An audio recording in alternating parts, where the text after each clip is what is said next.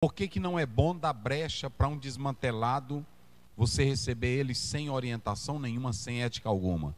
Porque ele vai dar o mesmo problema que ele deu lá naquela outra igreja.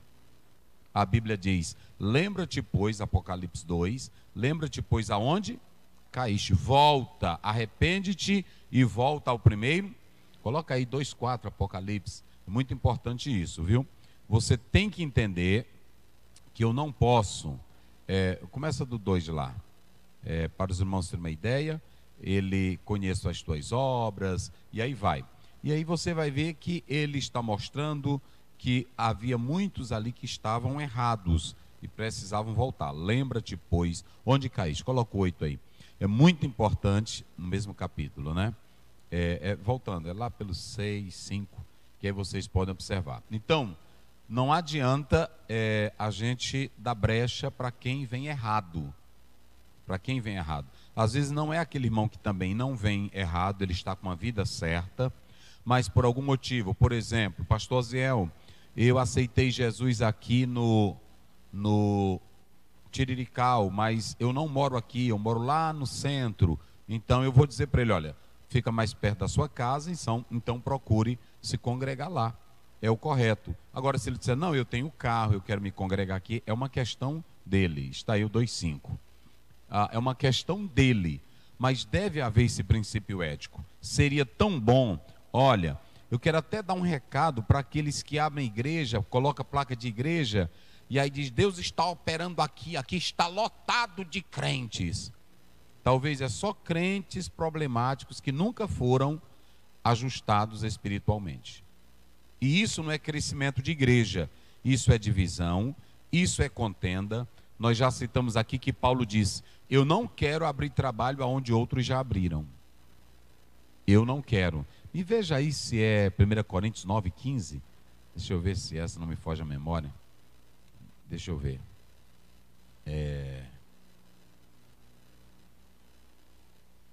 Prossegue aí, deixa eu ver, lá pelo 16. Mas é por aí assim. É nesse texto aí. Vê o 20, vê o 20. Mas é por aí, o apóstolo São Paulo, o primeiro, vê se é Romanos 15, acho que é Romanos 15, 19, 16, coloca lá. É nesse texto aí, mas pode ir que você vai achando aí. Então observem, é muito importante que nós possamos entender essa realidade. Foi o 9 que eu disse, 1 Coríntios 9:15, foi? 9:15, né? 1 Coríntios 9:15. Então, é muito importante. É Romanos 15:20, olha aí. É o 15:20, é isso mesmo. Coloca lá. Olha aí. 15:20. Eu me esforcei para anunciar o evangelho, não onde Cristo foi nomeado, para não edificar em trabalhos alheio, em fundamento alheio. Então, se um membro de uma outra igreja quer se congregar na Assembleia de Deus, na Batista, na Presbiteriana, ele tem esse direito. Ele tem esse direito. Agora, é o seguinte: o pastor da igreja tem que comunicar, tem que haver essa responsabilidade ética, esse comportamento ético. Ô irmão, por que o senhor quer se congregar aqui? Qual é o motivo, a sua vinda? Vocês se lembram que eu falei do cartão? Eu não falei do cartão, da justificativa, aí depois vem a carta de recomendação, a recomendação da igreja, e o pastor. Isso aqui eu estou falando de igreja séria, meu irmão. Não estou falando de igreja bagunçada, eu não estou falando de crente bagunçado, eu estou falando de crente sério e de crente que quer ir para o céu. Quer ir para o céu. Pastor, pronto, recebeu. Olha, como eu contei aqui, de uma irmã lá em Buriti Bravo, meu pai era pastor, ela foi batizada com o Espírito Santo.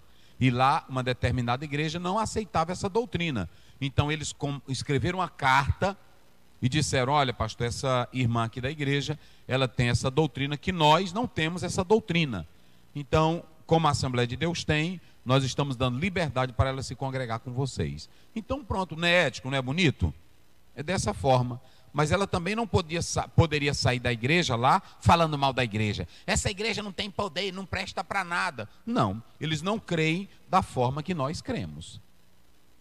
Eles creem na salvação, creem em Jesus Cristo, creem no Espírito Santo, creem no poder de Deus, só não interpretam da maneira que nós interpretamos. Eu tenho que entender isso.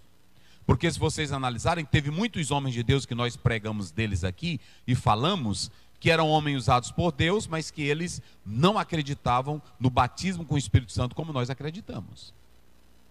Eles acreditavam que eram batizados, mas não acreditavam como nós explicamos Atos 2. Eu não posso dizer que essas pessoas não vão para o céu. Porque também nós temos muitos crentes que não são batizados para falar línguas, mas são batizados no Espírito Santo. Eles não são revestidos com essa autoridade, mas são salvos, são crentes e vão morar no céu de glória. Então eu não posso receber fulião da fé. Fulião da fé. Como passo aí pertinho do carnaval, tem muito crente que é fulião da fé. Ele não segura em igreja, ele não tem Bíblia, ele não tem doutrina. Aí para onde ele vai? Um dia ele está aqui, outro dia sai. Isso é fulião da fé. É só atrás de profetada, de crentada, de revelação, de mistério, é de reteté. Não tem crença nenhuma. E aí tem um princípio ético. O irmão chegou, graças a Deus. Todos que vêm se congregar aqui, vão lá no gabinete, falam comigo, pastor Ziel, nós estamos aqui. Aí apresenta a família, apresenta a esposa, apresenta os porquês, traz a carta, pronto, está bem recomendadinho, o pastor comunica, pronto. Hoje mesmo veio um irmão, que aí ele trouxe a carta dele, tanto aqui era da Assembleia de Deus aqui no Maranhão, como ele estava em outra igreja, em outro estado do nosso Brasil, e ele veio conversar comigo, falar tudo direitinho, e todos comunicam. É assim que um crente de verdade faz. Pessoas assim não querem ser foliões da fé, pula de igreja, querem na verdade servir a Deus em espírito e em verdade.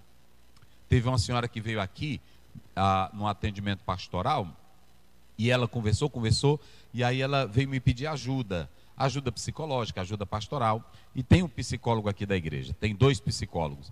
E eu atendi ela, aí eu perguntei, a sua área qual é? Ela disse, não pastor, eu sou da Igreja Batista. Eu disse, amém, tá certo. Por que a senhora me procurou, se a senhora é da Igreja Batista? Não, eu lhe procurei hoje porque é o seguinte, eu aceitei Jesus no Neemias, mas a minha casa fica próximo da Igreja Batista. E aí eu lhe procurei porque eu achei hoje que era muito interessante eu vir aqui. Eu disse, amém, pronto, atendi. Isso é um princípio ético, é uma coisa agradável, ok? Vamos lá, Jorge. Então tem que ter o lado ético. O que o irmão quer? Às vezes é um irmão que está revoltado com a igreja, o pastor lá aplicou a disciplina. Por quê? Porque ele não está correto, ele já saiu do 10º casamento dele, aí a vida dele é falar mal da igreja, falar mal de pastor, falar mal de todo mundo. Aí ele fica pulando de igreja, e quando ele chega na primeira igreja, ou na outra igreja, primeira não, na 15ª igreja dele, toda igreja que ele vai, ele conquista logo o pastor com presentes. Eu sei como é esse povo todinho, irmão. Faz logo um churrasco na casa dele, e o pastor que não tem ética, que não tem inteligência, ele cai na onda dele. Tudo bem, irmão? Sim, pois não. Mas aí, por que o senhor está querendo mesmo se congregar? E aí você vai logo vendo a estrutura dele, você vai... Na hora que eu olho, eu conheço. Eu saio, eu digo logo para minha esposa, o irmão ali é um fulião da fé. Ele está só com lorota, que você conhece. Você conhece. Pronto, a gente conhece, não tem essa não. Pronto, é desse jeito. E eu sou assim, uma pessoa entrou aqui e disse, pastor Ziel, o meu pastor não está bem, o meu pastor da minha igreja, lá tem muita coisa errada, tem muita coisa que não está certa. Também eu estou sabendo que ele está namorando. E aí eu queria saber um conselho seu, se eu viria para cá. Eu disse, não, senhor. Sirva a Deus na sua igreja. Se o senhor está dizendo que seu pastor está namorando, chame o conselho da igreja. Se o senhor tem prova, chame seu pastor, converse primeiro com ele. Pastor, eu tenho prova que o senhor está namorando e eu não posso admitir isso, mas eu estou lhe comunicando primeiro. Se o senhor não confessar, eu vou comunicar para a igreja. Aí pronto, converse com ele, a responsabilidade com ele. Pronto, depois que você tratar tudo, se você não quiser ficar por inconveniência, alguma coisa, aí você pode falar com ele e pedir a sua carta. É assim que eu procedo, irmão. Eu não quero igreja cheia de outras pessoas que não têm compromisso com Deus. Eu quero igreja saudável. Eu quero que você vá para o céu. E aí não tem um hino do Matos Nascimento? Quero ver você no céu. E na folia tu não vai. Na folia tu não vai. Pronto. Então, aí vem o último ponto, que é do outro. Fazer um culto de recepção. Ok? Depois que esse novo crente é recebido, vocês se lembram que eu falei do curso que ele tem que fazer? Quem se lembra? Eu falei que ele tem que fazer um mini curso aqui na igreja, conhecer as doutrinas da igreja, conhecer o estatuto da igreja, conhecer tudo. Depois, aí o pastor marca um culto de recepção para aquele membro.